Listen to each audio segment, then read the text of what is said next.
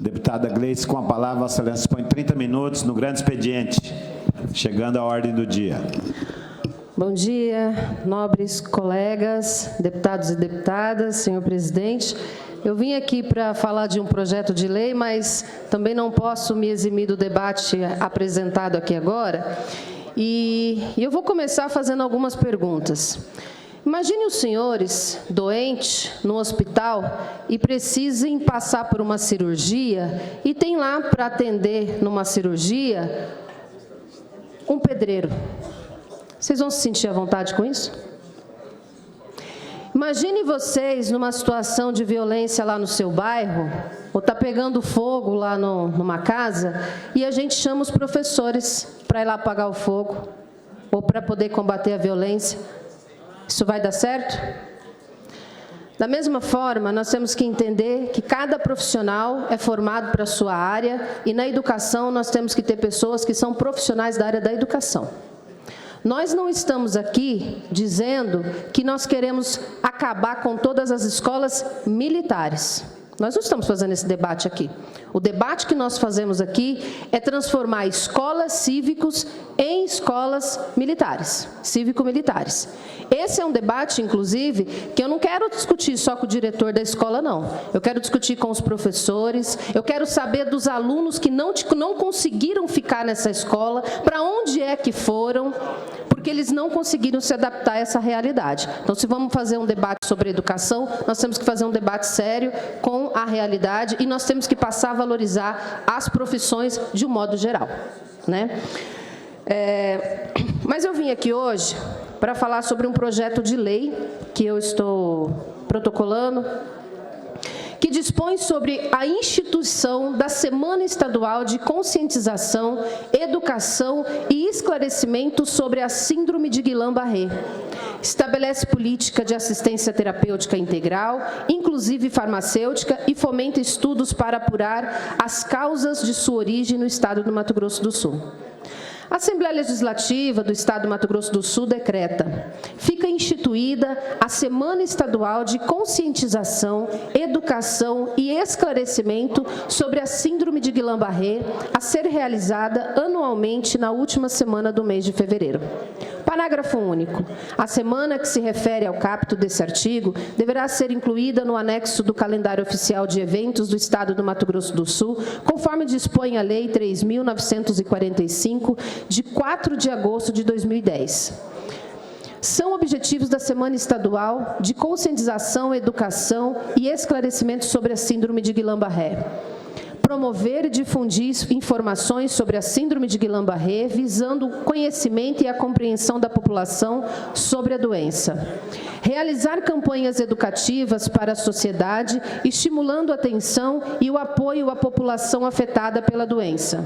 Incentivar a realização de estudos e pesquisas sobre as causas, o diagnóstico, o tratamento e a previsão da Síndrome de Guillain-Barré.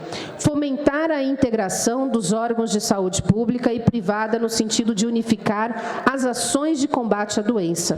Fica instituída a política de assistência terapêutica integral, inclusive farmacêutica, que inclui garantir o acesso da população aos medicamentos necessários para o tratamento da Síndrome de Guillain-Barré, mediante a sua inclusão na lista de medicamentos essenciais do Estado. Realizar a dispensação dos medicamentos em unidades de saúde estaduais, em conformidade com as diretrizes do Sistema Único de Saúde. Garantir o acesso da população aos procedimentos terapêuticos em regime domiciliar, ambulatorial e hospitalar, em especial o tratamento intensivo em reabilitação com atendimento fitoterapêutico. Fica o Poder Executivo autorizado a fomentar estudos para apurar as causas de origem da Síndrome de Guillain-Barré, podendo, para tanto, celebrar parcerias, acordos e convênios com instituições de ensino e pesquisas nacionais e internacionais. Promover e apoiar eventos científicos que tenham como tema a Síndrome de Guillain-Barré, alocar recursos orçamentários específicos para o desenvolvimento dessas ações dentro das possibilidades financeiras do Estado. Essa lei entra em vigor na data de sua publicação. Bom, nós estamos apresentando essa lei, como os senhores sabem, eu passei por uma síndrome de Guillain-Barré, ainda estou num processo de recuperação, e no momento em que eu me deparei com a síndrome, foi desesperador, simplesmente senti perdendo a força das pernas, dos braços, sem poder caminhar, né? E a síndrome de Guillain-Barré, ela não traz um diagnóstico imediato. Eu demorei 13 dias para chegar ao diagnóstico e estabilizou a minha doença e comecei o tratamento a partir do 14º dia. E desde então eu venho num tratamento intensivo com fisioterapias e com medicação. E esse tratamento, né, hoje eu só estou aqui 4 meses depois de estar em situação paraplégica de uma cama de hospital, eu só estou aqui porque eu também tive um tratamento emergencial e com a medicação correta. Então, é importante, essa semana nós vimos, né, o país Peru, que chama a atenção da gente com uma crise, né, um estado de emergência diante de Guillain-Barré, e a gente sabe que, embora fosse uma doença rara quando eu tive esse problema, para mim era novidade, conversando com os médicos a gente percebe que há um alto índice também, crescente de Guillain-Barré, e que a gente precisa ter um cuidado. E Guillain-Barré é uma doença que pode levar à morte se não for tratada imediatamente. Então, por isso, ela pode ser fatal, e por isso é importante que a gente que tenha um processo de estudos, inclusive para poder identificar o que está causando, né, essas síndromes. Deputado Lídio Lopes. Deputado Gleice, eu quero parabenizá-la por trazer esse projeto à discussão nesta casa, pela autoria. É hoje um problema que tem assolado muitas pessoas e a gente está vivendo isso pessoalmente. Meu sogro está cometido do síndrome de Guillain-Barré e é uma doença que foge realmente do controle. Você vê uma pessoa se locomovendo normalmente e da noite para o dia ela começa a perder os movimentos.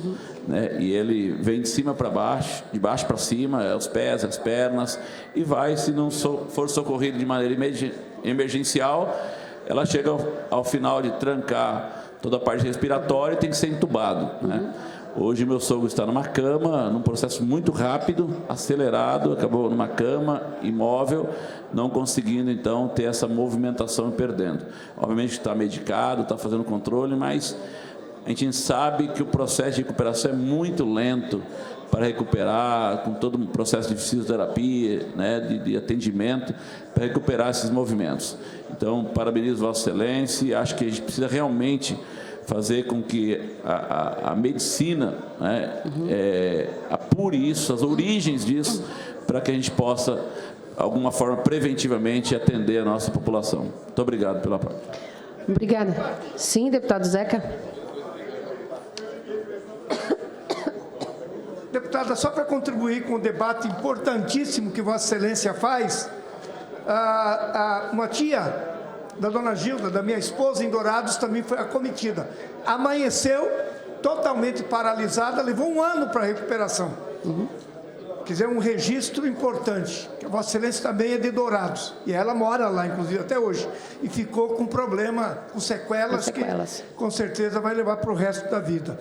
Segundo lugar, eu mandei a Vossa Excelência, acho que mandei ao deputado Pedro Kemp, algumas pessoas, uma matéria sobre o problema dessa doença no Peru. Está se transformando lá numa epidemia. É muito sério. Portanto, parabéns pela preocupação, pelo pronunciamento, principalmente por a preocupação que Vossa Excelência traz para que esta casa se aproprie também desse debate. Obrigada, deputado Zeca.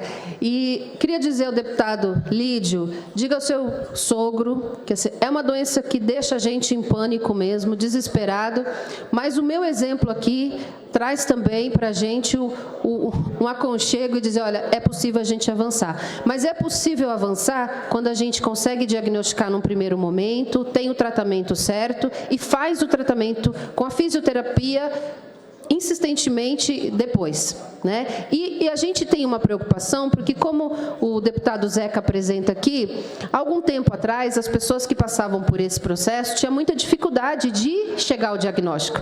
O meu diagnóstico, eu passei por um clínico geral, que disse que o problema era psicológico, eu vou ao psiquiatra, que diz, olha, isso não é psiquiátrico, passei por 3 neurologistas, por um ortopedista e por todos os exames. O primeiro exame dá negativo, porque ela só apresenta depois da segunda semana os sintomas, e o segundo exame que dá positivo. Então, cria, inclusive, uma dúvida nos médicos sobre o processo. E para a gente poder prevenir, nós precisamos, inclusive, incentivar as pesquisas.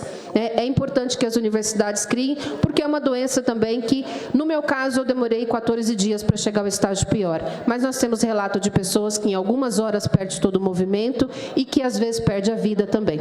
Então, nós temos realmente que ter um cuidado especial sobre isso, né? E eu agradeço aqui a compreensão dos nobres colegas deputados que também têm essa preocupação sobre essa doença, e nós temos que ter um cuidado especial com a população do Mato Grosso do Sul. Obrigada.